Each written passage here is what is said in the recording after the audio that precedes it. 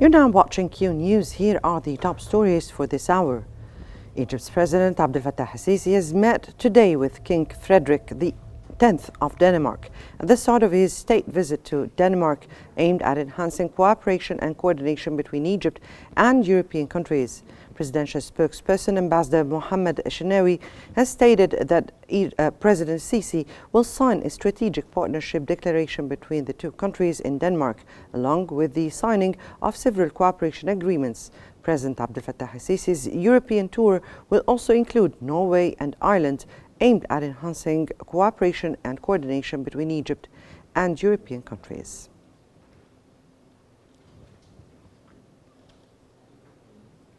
French President Emmanuel Macron has reaffirmed he would stay on until the end of his mandate due in May 2027.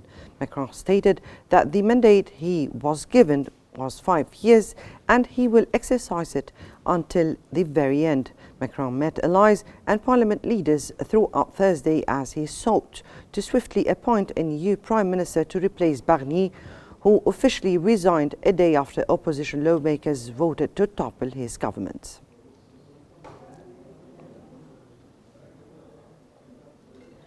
And moving to South Korea, South Korea's acting defense minister Kim Son-ho has stated that he would not obey any order to implement another declaration of martial law.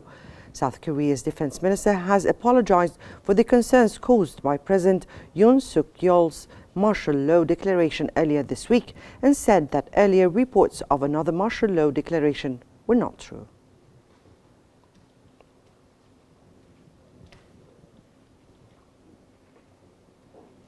Dozens of civilians have been killed and many more wounded in an Israeli shelling that targeted various areas in the northern and southern war-torn Gaza Strip.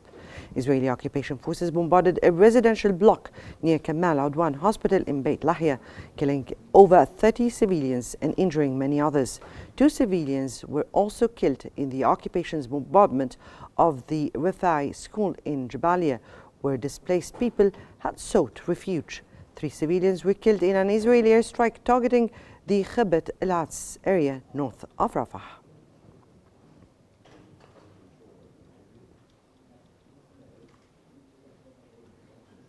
Gaza-based health authorities have announced that the death toll from Israeli attacks on the Gaza Strip has climbed to over 44,612, with over 105,834 wounded.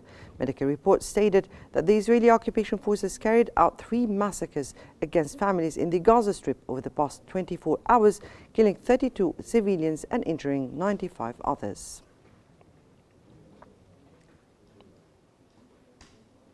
The U.S. State Department stated that the United States disagree with Amnesty International's conclusion that Israel is committing genocide against Palestinians in the Gaza war.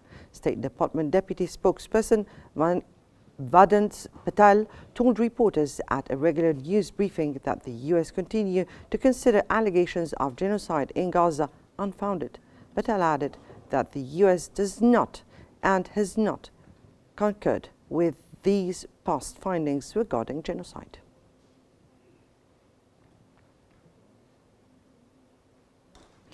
Israeli Finance Minister Bezalel Smotrich has unveiled plans to dismantle the civil administration in the West Bank, marking a key step in his broader plan to annex the territory to Israel.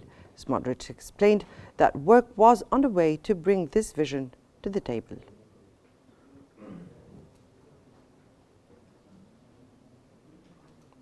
The Arida border crossing between Syria and Lebanon has gone out of service due to an Israeli attack early today. According to Lebanon's Transport Minister Ali Himya, Israeli strikes have hit 2 border crossings linking Lebanon with Syria. Himya said that the strike hit just across the border on the Syrian side of both the Arida crossing in the northern Lebanon and the Dusiya crossing, which links to eastern Lebanon.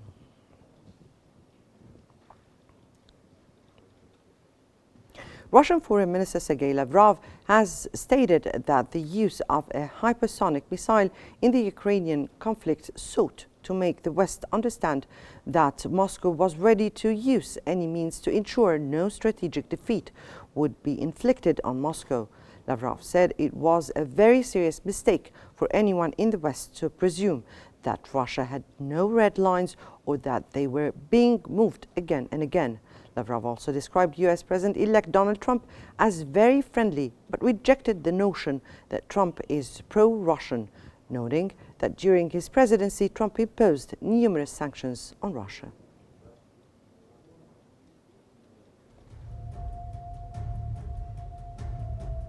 This concludes our top headlines for this hour. Thanks for watching and stay tuned for more updates on Qnews.